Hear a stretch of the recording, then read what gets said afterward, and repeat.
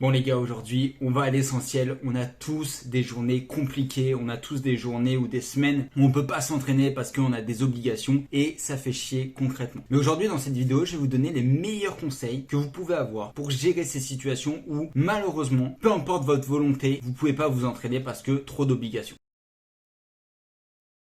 Premier conseil, s'il y a un jour dans votre semaine où vous pouvez vraiment pas vous entraîner, ne culpabilisez pas. Il faut savoir que le muscle se construit au repos. Il se construit pas pendant votre entraînement. Et en plus, c'est pas un jour de repos qui va vous faire perdre 2 kilos de muscle ou qui va vous faire prendre du gras. Il faut voir ce repos forcé comme une opportunité de plus se reposer pour revenir encore meilleur au prochain entraînement.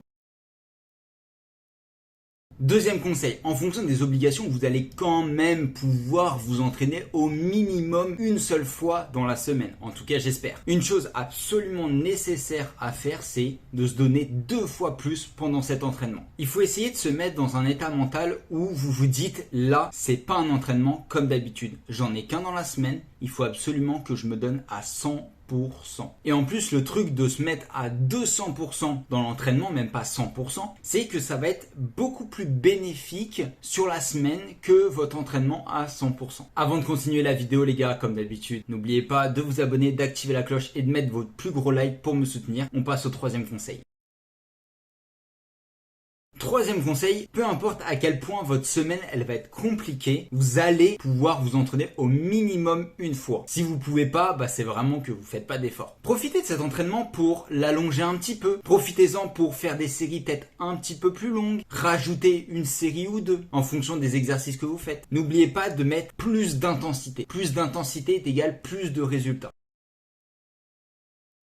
Quatrième conseil, même si vous n'avez pas l'opportunité de vous entraîner correctement 2-3 fois par semaine à la salle de sport, ce que je comprends, profitez-en pour faire du cardio à côté. Attention, je vous dis pas de faire 1 heure de cardio et courir comme un débile dans la rue. Essayez de faire un maximum de trajets à pied par exemple, ou faites-vous un petit hit le matin de 10 minutes ou un Tabata, peu importe. Mais faites quelque chose d'un peu plus cardio et qui se fait à la maison rapidement. Et ça, ne me dites pas que non, c'est pas à ma portée, c'est trop compliqué. Si, forcément, un Tabata, un circuit training, un hit, aller marcher, c'est à la portée de tout le monde. Et malgré que ça soit pas des vrais entraînements, ça permet de garder le rythme.